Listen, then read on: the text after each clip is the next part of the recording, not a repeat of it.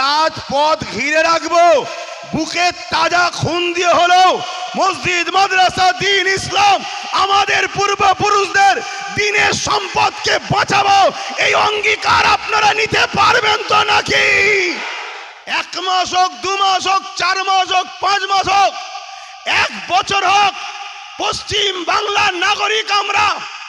পশ্চিম বাংলার রাজধানী কলিকাতার বুকে প্রয়োজন হলে 50 লক্ষ যুবক ছেলে, স্ত্রী, পরিবার, সন্তান, গ্রামবাসী ছেড়ে দিয়ে কলিকাতাকে 1, 2, 3 মাস, 1 বছরের জন্য প্রয়োজন হলেও দখল করে রাখবো। রাজি আছে? আন্দোলনে কে বলে? আন্দোলনে কে বলে? একটা দিন আসছে যেদিন আপনি আপনার মসজিদে ঢুকতে যাবেন, মসজিদের সামনে AK-47 দাঁড়িয়ে থাকবে। এ আলোচনা করেছি না করিনি? এ কমকে আমি বলেছি যে একটা দিন আসবে তোমার ওয়াকাফ তোমার থেকে কেড়ে নেওয়া হবে। এ কমকে বিভিন্ন দিক দিয়ে আমি বুঝিয়েছি, কিন্তু দুঃখ বেদনা ভরা ভাষা নিয়ে বলছি, আমাদেরই সমাজের একদল দাড়িওয়ালা, টুপিওয়ালা, ছদ্মবেশী নামধারী মুসলিম দরদি, মুনাফেক বক্তাদের জন্য আজকে এখানে দাঁড়িয়ে বিজেপির বিরুদ্ধে লড়াই করতে হচ্ছে। যদি আজকে ওই গাদ্দার গুলো যদি গাদ্দারি না করত, আমাদেরকে এখানে নেবে মূল্যবান সময় দিয়ে লড়াই করতে হতো না। ইনশাআল্লাহ আজকে একটা চেয়ারের পা আমাদের যদি থাকতো, তাহলে যেখানে বিল তৈরি হচ্ছে ওখানে আমাদের লোক থাকতো। যখন এই বিল সংবিধান বিরোধী বিল, সঙ্গে সঙ্গে আমাদের লোক ওখানেই চেয়ার তুলে মারত যে তুমি দেশের বিরুদ্ধে গাদ্দার।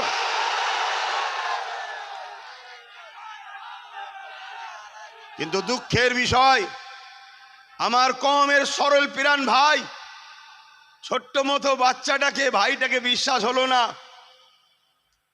নানা রকম ঘুমটা দেখে, নানা রকম নাচ দেখে, নানা রকম মিথ্যা ষড়যন্ত্র দেখে, আর তথাকথিত মুসলিম সুরাতে মুনাফেক দালালগুলোকে দেখে আপনারা সব হাতছাড়া করে ফেলেছেন।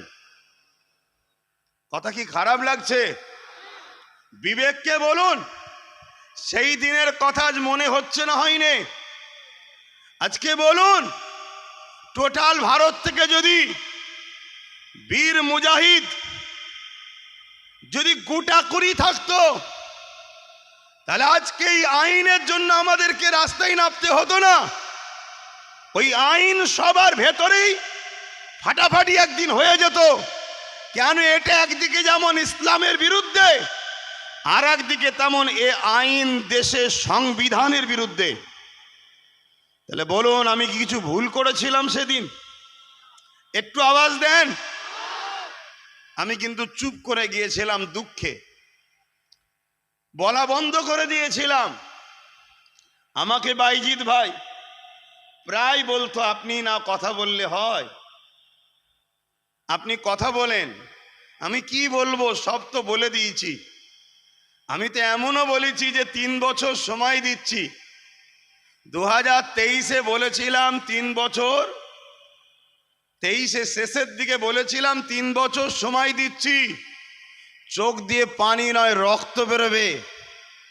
তার মধ্যে এই ডিসেম্বর চলে গেলে 1 বছর হবে, আর 2 বছর হাতে আছে। এখানে অনেকে ওয়াকাফ নিয়ে বলেছে, কিন্তু আপনারা কখনো ভেবেছেন যে ওয়াকাফ তো স্বাধীনতার পর থেকে, তার আগের খবর আমি জানি না, স্বাধীনতার পর থেকে 77 বছর ধরে ওয়াকাফকে তো কম বেশি সবাই চুরি করে খাচ্ছে।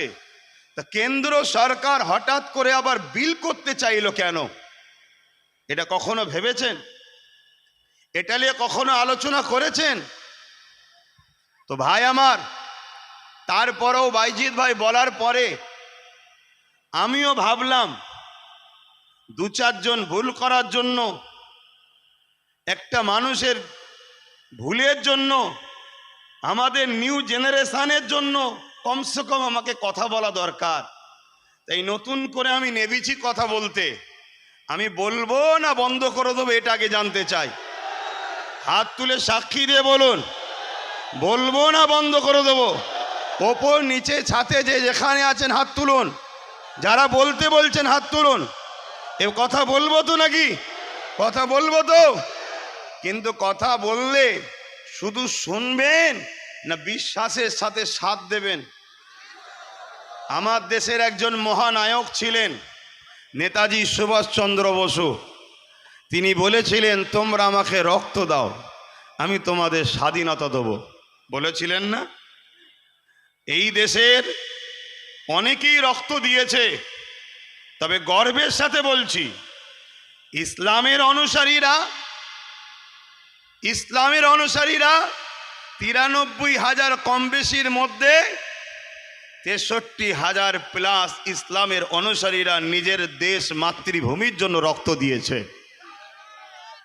তো সেই জায়গাতে নেতাজির কথাকে সামনে রেখে আমিও আজকে সেই ভারতের নাগরিক হিসাবে যদি বিশ্বাস রাখতে পারেন, আমি আপনাদের কাছে কথা দিয়ে যাচ্ছি, আমার মুজাদ্দেদ জামানের রুহানি বাচ্চা ফকির সাহেব হুজুর নামে যিনি খ্যাত, সেই দরবার থেকে বলে যাচ্ছি, আপনারা যদি বিশ্বাসের সাথে লোভ না করে, গাদ্দারি না করে যদি আমার সাথ দেন, আগামী দিন ওয়াকফ কেন আপনাদের দিকে কেউ চোখ তুলে তাকাবার আগে সে নিজেকে অন্ধ হওয়া ভালো মনে করবে।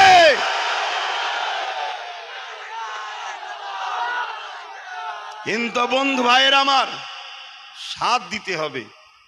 500 টাকায় যদি বিক্রি হয়, ওয়াকফ তো যাবে বাপ। 2 কেজি তেল, 1 কেজি চাল, আলু পেঁয়াজই যদি বিক্রি হয়ে যায়, তাহলে ওয়াকফ তো যাবে। এখন তো ওয়াকফ যাচ্ছে, একটু অপেক্ষা করুন না, ওয়াকফটা গেলে কি ভয়ানক পরিস্থিতি হবে সেটা শুনুন। আশা করছি এ বিষয়ে কেউ এখানে আলোচনা করেনি, কেন এত আলোচনা হচ্ছে আমি দেখছি।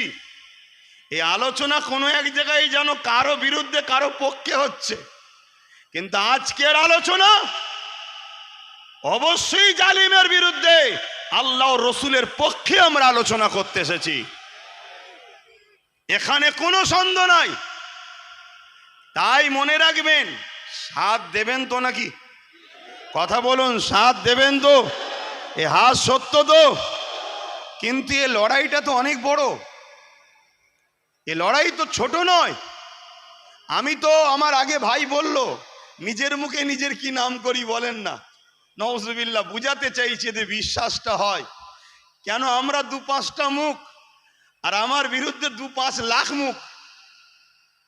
আমি আজ বুঝিয়ে যাব, কালকে 2-5 লক্ষ মুখ চারিদিকে কানে গুজুর গুজুর গুজুর গুজুর করবে।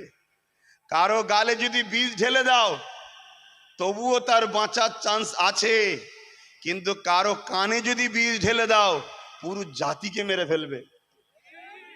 তা গোপনে তো বিষ ঢালা হবে। তাই আমি কয়েকটা কথা প্রথমে বলছি, এ লড়াই অনেক দূর, এ লড়াই আজকেই শেষ নয়। আর আমি যেটা ধরি, ইনশাল্লাহ তার শেষ দেখা পর্যন্ত কিন্তু মাঠ ছাড়ি না। আপনারা বলুন, শেষ পর্যন্ত যতক্ষণ না কেন্দ্র সরকার তার অন্যায়কে বুঝে এই বিলকে প্রত্যাখ্যান না করবে, এ লড়াই আমাদের জারি থাকবে না থাকবে না? জোরে বলুন, থাকবে না থাকবে না? যদি সংখ্যাগরিষ্ঠ দেখে যদিও বিল বার করে লাই, আর বাকি সেকুলার গুলো ভণ্ডমি করে যদি পিছন দৌড়ে পালিয়েও যায়, আমরা রাজপথ ঘিরে রাখবো। বুকে তাজা খুন দিয়ে হলো মসজিদ, মাদ্রাসা, দ্বীন ইসলাম, আমাদের পূর্বপুরুষদের দ্বীনের সম্পদকে বাঁচাবো। এই অঙ্গীকার আপনারা নিতে পারবেন তো নাকি? এই লড়াই আজকে শেষ নয়। আপনাকে প্রয়োজন হলে সব ত্যাগ করতে হবে। 1 মাস হোক, 2 মাস হোক, 4 মাস হোক, 5 মাস হোক, 1 বছর হোক। পশ্চিম বাংলার নাগরিক আমরা, পশ্চিম বাংলার রাজধানী কলিকাতার বুকে প্রয়োজন হলে 50 লক্ষ যুবক ছেলে স্ত্রী পরিবার সন্তান গ্রামবাসী ছেড়ে দিয়ে কলিকাতাকে 1-2-3 মাস 1 বছরের জন্য প্রয়োজন হলেও দখল করে রাখবো, রাজি আছে? আন্দোলনে কে বলে? আন্দোলনে কে বলে? লোক জড়ো করে ফটো তুলিয়ে নেতাকে বলবো না এত আমার দিকে আছে, 2-10 কোটি দাও তোমার গুণটা গেয়ে দেবো। ও ছেলে আব্বাস সিদ্দিকী নয়।